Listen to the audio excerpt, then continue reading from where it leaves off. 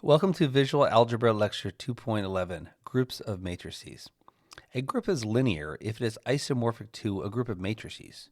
We say it is represented by matrices.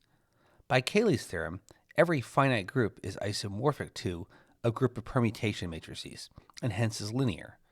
In this lecture, we will learn about examples of linear groups such as braid groups, general and special linear groups over both finite and infinite fields, the Hamiltonians, and some of their finite subgroups, such as the binary dihedral, tetrahedral, icosahedral, and octahedral groups.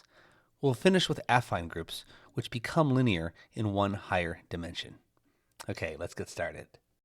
As I just mentioned in the introduction, a group G is linear if it is isomorphic to a group of matrices. We also say that G is represented by matrices, and hopefully that definition should be intuitive. The branch of mathematics that studies this is representation theory. By Cayley's theorem, every finite group can be represented with permutation matrices. We've also seen how to represent a number of groups with 2x2 matrices. Most of these involve some subset of these three matrices, or some tweaked version of them. So this is the complex rotation matrix Rn, this is the complex reflection matrix F, and then J in the quaternion group is represented by this matrix of order 4. Sometimes you see the negative sign here, sometimes you'll see it down here. It really doesn't matter. I think later we might see it down here. So the Klein 4 group, remember, is generated by these two reflections. So one is 1, negative 1, 0, 0, and negative 1, 1, 0, 0.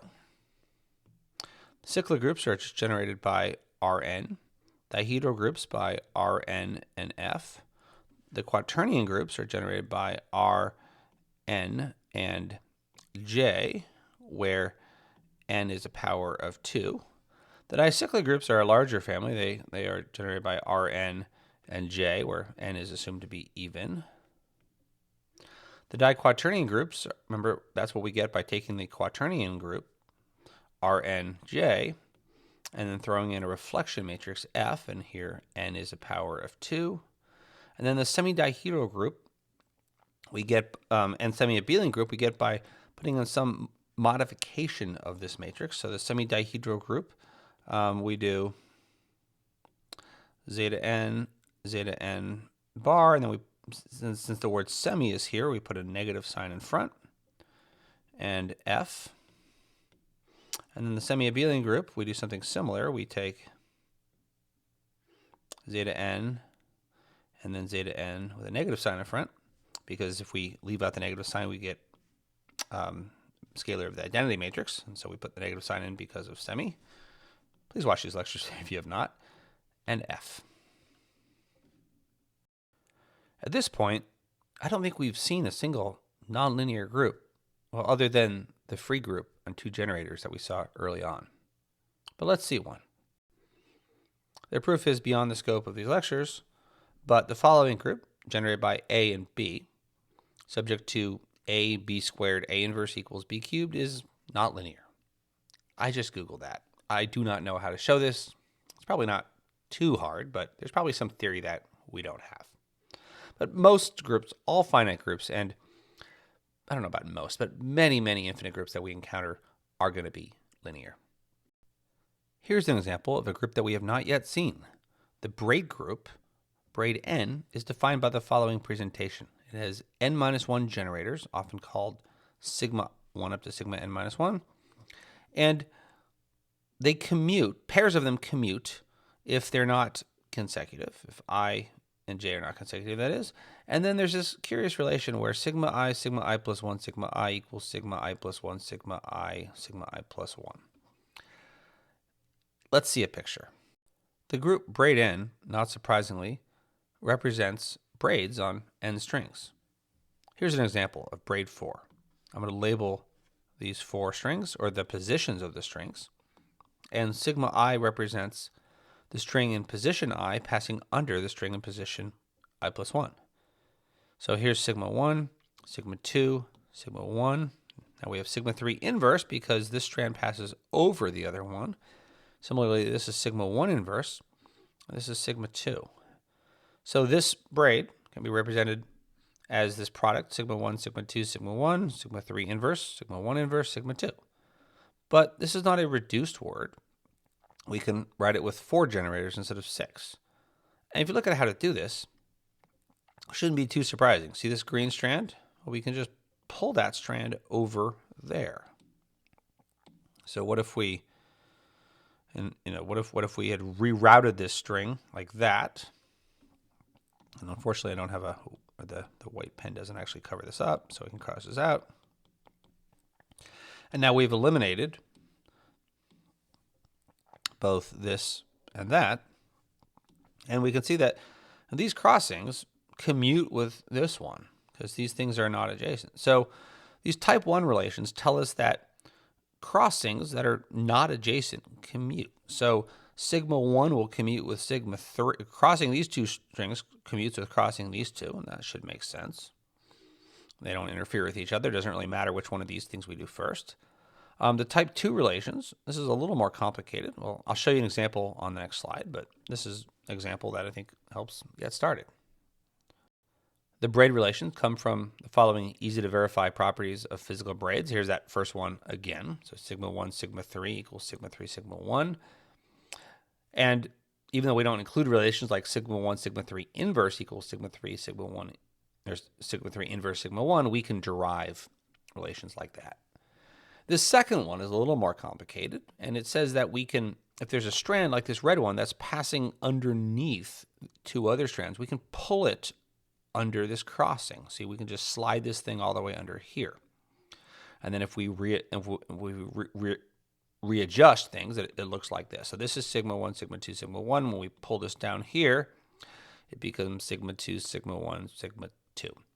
And once again, there's modifications of this where this is a sigma 1 inverse, sigma 2, if this are over, these things would be inverses, but we can drive those relations algebraically. Now, it is in no way clear that these two relations are the only relations in the braid group.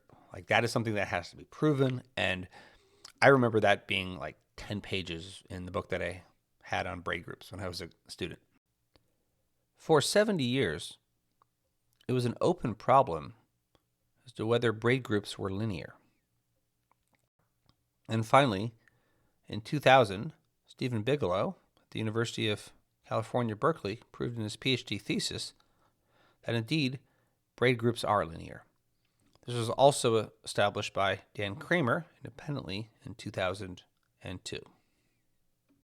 We're not going to do much, if anything, with these groups later on in this course, but it's worth seeing them because they are an important family, and they have this nice visual interpretation as well. Let's turn back to matrices now. Matrices are a rich source of groups in their own right. First, let's define a few terms so we can better speak of certain sets of matrices. Square matrices are objects that we can add, subtract, and multiply, but not always divide. Here's an important definition. A ring is an abelian group, R, that is additionally closed under multiplication and satisfies the distributive property. A classic example of a ring is the integers z. If we can also divide by any non-zero element of R, then it is a field and often denoted with an F or sometimes a K. Chapter 8 is all about ring theory, and Chapter 9 is about domains, which are special types of rings.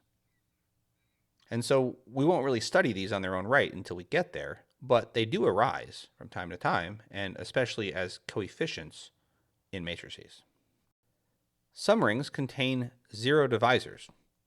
Not a formal definition, but this occurs when a pair of non-zero elements, x and y, multiply together to get 0, where 0 is the identity element in the underlying abelian group. For example, in Z6, 2 times 3 equals 0. You can also see square matrices that multiply together to get 0. Just a quick aside, some sources, actually including this course and my book, will also consider 0 to be a zero divisor. We'll see these again in Chapter 8. In many rings, multiplication does not commute. There's nothing about that built into the definition.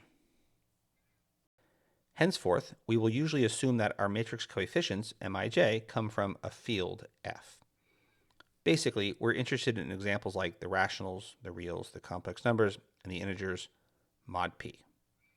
We can relax this, and a lot of this will still work if, say, over the integers, but the integers naturally live in a field. And we can even use other rings, but it's rare to see examples of matrices where the entries are not in a commutative ring. So at least the coefficients commute. The set of n by m matrices, we say over the field F, we can write it like this, or we can use an M. We won't really write it down very much, or at least not enough to say it. But it's a group under addition, though it's a very boring group. It is isomorphic to the direct product of nm copies of S. Basically, there's not really much difference if you're just looking at addition of adding things that look like this, say 2 by 3 matrices, and another one, versus adding things that look like this, 1, 2, 3 actual vectors. It's just how they are arranged. It's much more interesting to look at groups of square matrices under multiplication. So consider the set of n by n matrices with coefficients from F. We can write it like this. Some people just use M. Since matrices represent linear transformations, many standard matrix groups have linear in their names. Here are two common examples. The general linear group of degree n over R is a set of invertible matrices with coefficients from R. We pronounce this GLN of R. It's a set of all matrices with non-zero determinants. Now remember that I said that we will typically assume that R is a field. In this case, that's actually required, because for matrices to be invertible, we need the entries to have multiplicative inverses. For example, if we just look at square matrices over the integers, those might have inverses, but they will involve fractions. The special linear group is the subgroup of matrices with determinant equal to 1. We say SLN of R. And just a comment, sometimes these are defined as not matrices, but the linear transformations of an n-dimensional vector space. And that shows you why R absolutely has to be a field. Vector spaces are defined over a field. And in that case, the special linear group can be thought of as the set of all linear transformations that preserve volume, or preserve the n-dimensional volume for whatever n is. Some interesting finite groups arise as special or general linear groups over finite fields. Here's one such example. This is SL2Z3. So these are the set of 2 by 2 matrices with determinant 1 where the coefficients are from Z3. So if you're adverse to negative signs, you can write this with 0s, 1s, and 2s. Or if you like having 1s and 0s, you can write this with 0s, 1s, and negative 1s. Here are two example presentations. For both of these, we can take A to be this matrix and B to be this one. And A cubed is equal to B cubed. You could check that. And that's either equal to the square of another matrix, C. I'll let you on your own figure out what that could be, which is equal to CAB, or it's alternatively equal to AB quantity squared. Here are Cayley graphs for two different generating sets. Here we have an element of order 6 and an element of order 4. And here we have two generators of order 3, but this presentation is different from both of these. We'll see this group in Chapter 4 briefly when we learn about commutators, and then again in Chapter 6 when we tie that to a concept called solvability. This is the smallest solvable group with a certain property. Let me just say it takes 3 steps to walk down the subgroup lattice in a certain way. Another way to represent the group SL2Z3 instead of with matrices is with quaternions. Now, what do I mean by that? Quaternions, as we know, is a group of order 8. Well, we can define the Hamiltonians, these come up a lot in physics, as the ring, we'll write it as H, of all A plus BI plus CJ plus DK, where A, B, C, and D are real numbers. We can think of this as like an extension of the complex numbers. In particular, complex numbers arise as a subring when C and D are both equal to 0. So this is like a 4-dimensional version of the complex numbers, but multiplication does not commute. Just for fun, there's a larger algebraic object called the octonions, which is 8-dimensional, that contains a Hamiltonians, but there we lose associativity. That's a fun little thing I encourage you to Google and look up some articles about. Let's circle back to the Hamiltonians now. We can represent these with 2x2 matrices over the complex numbers. And I think it's easier to connect that up here to say that an element of this form can be represented with a matrix of the form A plus BI, C plus DI, negative C plus DI, and A minus BI. So there's a bijection between these Hamiltonians and these matrices, and it preserves the operation as well. So this is what's called an isomorphism. More compactly, we can write this as ZW negative W bar and negative Z, where this is Z and this is W. Now, a couple comments about this. We'll circle back to isomorphisms in Chapter 4, and then we'll actually see this in more detail in Chapter 8 when we study rings. But this is what's called, well, it's not a field because multiplication does not commute. I times j is negative j times I, not j times I. But it's called a skew field because it has every property of a field except multiplication commuting. So you can check that every non-zero Hamiltonian has a multiplicative inverse. And I'm not going to write down a formula for that. We will see it in Chapter 8.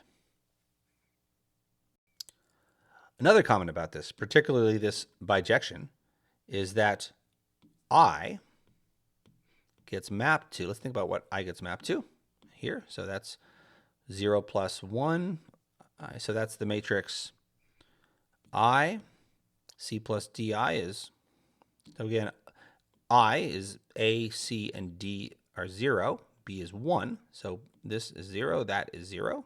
And we get I, 0, 0, negative I. We've seen that before.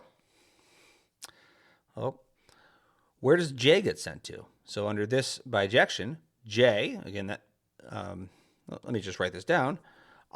I occurs when A equals C equals D equals 0 and B equals 1. And J occurs when A equals B equals D equals 0 and C equals 1. So J gets mapped to the matrix 0, 1, negative 1, 0. Have we seen that before? Yeah, these two matrices generate a multiplicative group. These generate Q8. Now, I think in an earlier lecture, I think I put the negative sign up here. And that's perfectly fine. You know, that still generates Q8. But it's a slightly different bijection, different representation. If I had to do it again, I would do it this way, and moving forward I will. And my booklet will be this way. But just to comment that, you know, there's more than one bijection that will make this work. But yeah, so these things generate Q8. So in other words, the Hamiltonians, if we take away 0, form a multiplicative group. That's a non-abelian group. And Q8 is a subgroup. Moreover, there's a lot of other subgroups. So the generalized quaternion groups and the dicyclic groups sit inside this as well. So I gets mapped to this, but you know, instead of taking I, we could take zeta 6, whatever that matrix is. well, you know what that matrix is, and J. So that matrix there is just zeta 6, which is 1/2 plus root 3 over 2i, zeta 6 bar, 0, 0. And this, of course, is the dicyclic group, dic 6. I did say in the beginning of this chapter, when we first saw this, that I would explain where these matrices come from. Why you need a bar down here for the rotation matrix of order n. And this is why. It's because this is z and this is z bar. So when we put the roots of unity up here, we get zeta, and zeta bar, and 0, 0 because of those. So hopefully that sheds a little bit of clarity from something that we saw a handful of lectures ago, and we'll continue to see going forward. Yet another way we can represent the Hamiltonians is with 4x4 matrices over the real numbers. And this just has to do with the fact that a plus bi we can represent as a 2x2 matrix. I said moments ago that if we remove 0 from the Hamiltonians, we get a multiplicative group. We'll denote that as H star. And there's a lot of interesting subgroups here. I showed you the generalized quaternions, or more generally the dicyclic groups. But there's others. One of them is the unit quaternions. This is an infinite group. And physicists associate with points in a 3-sphere. So sometimes called this group S3. And it's the set of all Hamiltonians with norm 1. And so the norm of Hamiltonian is just like the norm of a vector. So if this is, I don't know what to call this thing, H, if H is that vector, then the norm of H is root a squared plus b squared plus c squared plus d squared. The group SL2Z3, that's how we got into this in the first place, is isomorphic to a particular subgroup called the binary tetrahedral group. So for that one, you start with the quaternions, and you throw in some other elements that we probably didn't think about when we saw the dicyclic groups, namely these things here. So what is this? This is 1/2, and then all possible sums of 1i, j, and k, where the coefficients are plus or minus 1. So notice there's 16 elements of this form and 8 of this form. And this group is isomorphic to SL2Z3. It's sometimes written as 2T for binary tetrahedral. Just for a quick, fun diversion, the name comes from a more general construction called the binary triangle group with 3 parameters, P, Q, and R. So this is defined by the presentation A, B, and C, where A to the P is equal to B to the Q is equal to the C to the R, which is equal to A, B, C. Now this should seem out of left field, but let me give it a little bit of context.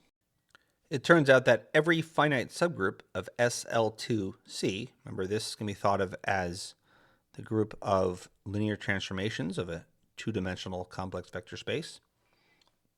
Not just any linear transformations, those that have determinant 1, so they are volume preserving, is isomorphic to one of the following groups or family of groups, all of which, well, except for this one, can be expressed as a binary triangle group. Now, quick comment, if you have a triangle in the plane, we know that the sum of the angles A, B, and C equals pi. Whereas if you have a sum of the angles, or if you have a triangle that is on a positively curved space like a sphere, you have A, B, C, then A plus B plus C is going to be bigger than pi. Whereas if you're in a hyperbolic space, the sum of the angles A, B, and C are going to be less than pi. So A plus B plus C is less than pi. And in particular, if you take values of P, Q, and R. So you can always find triangles for, if you have pi over P, pi over q, and pi over r less than pi, you can always find a triangle, hyperbolic triangle, with these angles. And this group is, you can think of it as generated by the reflections across these lines. So you can tile the hyperbolic space with skinny triangles like this. You can Google pictures, and that's what these groups represent. And when you do this, you generally get infinite groups, but there's just a handful that are finite, and that's what these are. So there's the cyclic group. You can find a subset of matrices in here, isomorphic to the cyclic group. There's the so-called binary dihedral groups. These are of order 4n. They end up being isomorphic to the dicyclic group, dic 2n. And a couple slides ago, I wrote those down, or I wrote down the quaternion group, and then I think I wrote down dic 6 in terms of matrices. That's what these are. And this only works if the subscript is even, which is why we saw only dicyclic groups for even n. We could define them for odd n, like dic 5 is actually the same as dic 10 for that presentation, those matrices. So we get this family. We get the binary tetrahedral group of order 24 that we just saw. Here is a generating set. I didn't actually give you an explicit, I just wrote down all the elements. Here's a generating set, which is SL2 Z3, right? 2T, or sometimes 2 tet. There's the binary octahedral group, which occurs for parameters 2, 3, and 4. This has order 48. Sometimes we write this as 2O or 2 oct. Here is a generating set. And this is surprisingly not equal to a special or general linear group over a finite field. And then finally, we have the binary icosahedral group, which occurs for parameters 2, 3, and 5. This happens to have order 120. And here is a generating set. And phi here is the golden ratio, so that's 1 plus root 5 over 2. Now, it is in no way obvious why this is a classification. There's a lot of advanced graduate level math here. Many, if not most of you, are listening to this saying, what is going on? I'm just trying to give a little bit of context. The advanced reader might appreciate knowing, if you've heard of these things, that these are related to Lie theory. And in particular, each of these arises from a simply laced Dynkin diagram. So that's Dynkin diagram. If you've heard of this, you know what I'm talking about. If not, it's a fun little Google deep dive if you want. So this is one of type A, this is the one of type D, or AN, DN, and then these are the exceptional ones, E6, E7, and E8. Okay, let's come back to Earth now. What I just showed you was graduate level mathematics, and we are in the beginning of an undergraduate algebra course. The group GLN ZP consists of the linear maps of a vector space ZP to the n to itself, or just any n-dimensional vector space over ZP. Each such linear map corresponds with a matrix, and the columns of a matrix, say V1, V2, up to Vn, describe an ordered basis of the vector space. And there's a bijection. So every ordered basis gives a matrix, i.e. an element of GLN ZP, and vice versa. And to see how big this group is, let's count how many bases there are. I claim there are p to the n minus 1 choices for V1. And you can think of V1 as the first column in that matrix. So let's think about why that is. I'm not going to go over this in detail, just give you a general idea of it. So if you take V1 and think about its entries, we can put anything we want in all of these entries. So we have p choices for all of these coefficients, which gives us p to the n choices for V1. Any vector will do. Well, except the zero vector. We can't have the zero vector in a basis. So that's p to the n minus 1. And then for V2, we can take any vector as long as it's not a multiple of this, and 0 is a multiple of that. So we have p to the n choices, and then there are p choices of entries here. So this is like A1, 2, A2, 2 up to this is A and 1, A and 2. So there are p unallowed choices here, because for a basis, these have to be linearly independent. So p to the n minus p. And then a similar argument, you can show that for V3, you have p to the n possible choices, but there's p squared choices that are in the span of these two vectors. And I'm not going to go over the details of that. It seems reasonable, and there's some fundamental linear algebra, a little bit, tangentially related to this course. Not enough to go over this in detail. But the pattern continues like this. And what that means is the order of GLNZP is the product of these numbers here. So we have a nice formula for how big this group is. These groups, they're large, and there's a lot of factors that divide them, and they have many subgroups. And very often, these groups happen to coincide with familiar groups that we've seen. For example, by dumb luck, by no rhyme or reason, these two matrices happen to be isomorphic to D9 when everything's done mod 17. So this is a subgroup of GL2Z17, isomorphic to D9. These two matrices, when we reduce things mod 11, are isomorphic to Dic 12. So these things are a subgroup of GL2Z11. Now, where did I get these things from? How did I know this? From the GroupNames online database that I've mentioned before. So if you bring up a group, so here's the page for D9, you can see a lot of properties about this, things you may not know, maximal quotients, maximal subgroups, Galois groups, discriminants, character tables. Some of the stuff we'll go over, most of it we won't.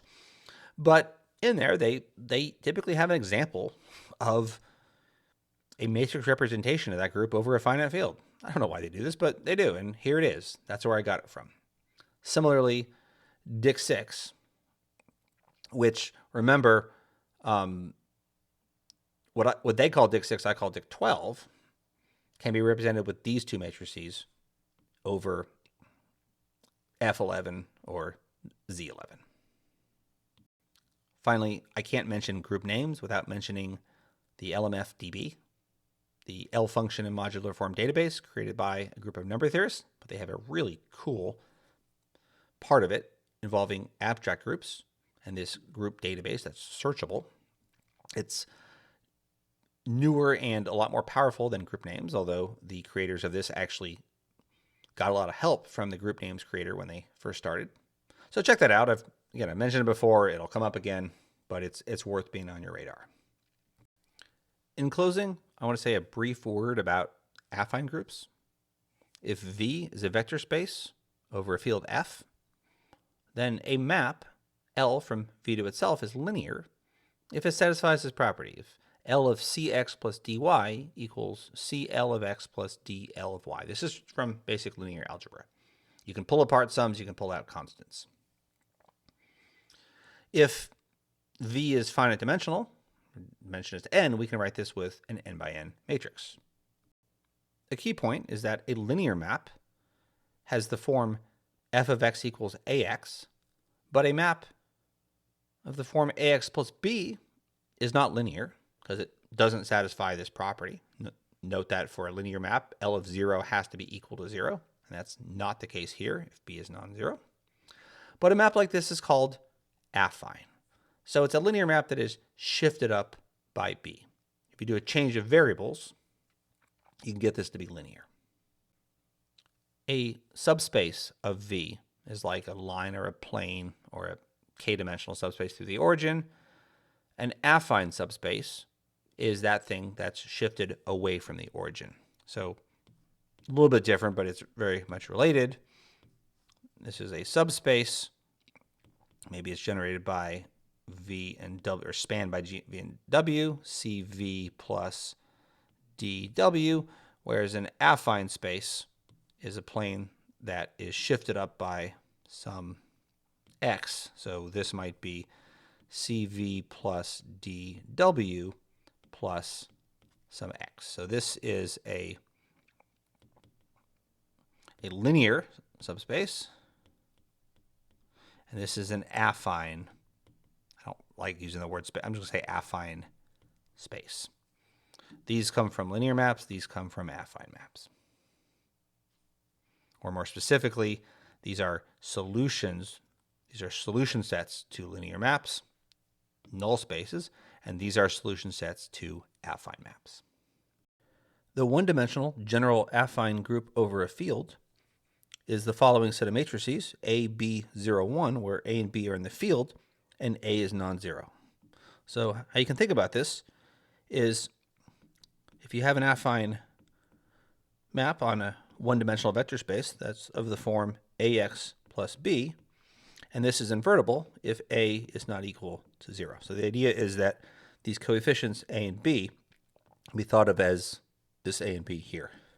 And why does this represent, or is represented by a matrix? Well, if you think about the set of 2 by 2 vectors of the form AX1, then this matrix sends that to AX plus B1. And this is a linear map of a two-dimensional space, and it sends a vector with y value 1 to another vector of y value 1. So this line up here is a one-dimensional affine space, and this linear map is a two-dimensional linear map, but it sends this one-dimensional space to itself. So restricted to here, it's a one-dimensional affine map. And you can check that. So this is a linear map from R2 to, well, here I'm doing R. You can really do any field. If you have a composition of linear maps, so suppose G of X equals Cx plus D, and C is non-zero, so you can do, so you first do F and then you do G, and this is G of F, that if you do these maps back to back, that's the same thing as if you multiply these matrices and then multiply it by the vector x1. The two-dimensional general affine group can be defined as the following set of 3 by 3 matrices. So we have zeros in the left two entries. And one way to motivate this is to think about this in block form. Let's call this block and call that A. And let's call this block B. And now we have A, B, 0, 1, where the zeros two these blocks. And let's call this X and call this 1. And now this gets sent to AX plus B. And then this times that is 0x plus 1. And so now we have a 3 by 3 matrix, which is a linear transformation of, I'm just going to say R3, to itself.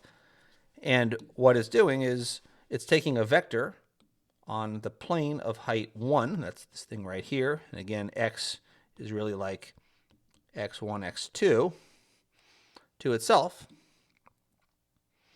Inputs a vector on here, outputs it. So a two-dimensional affine map can be represented as a three-dimensional linear map restricted to an affine plane. You see the pattern? We can encode an affine map of an n-dimensional vector space V as an n plus 1 by n plus 1 matrix. And here's how you do it. So if f of x equals ax plus b, then we can write it just like what we did above. It's the linear map that takes a vector with height 1, sends it to another vector of height 1, just like this. Okay, that's a good place to stop. What we saw in this lecture were linear groups, groups of matrices. And in the next lecture, we'll talk about other finite groups. And there will be a few fun surprises in there that I guarantee you will not see coming. So stay with us.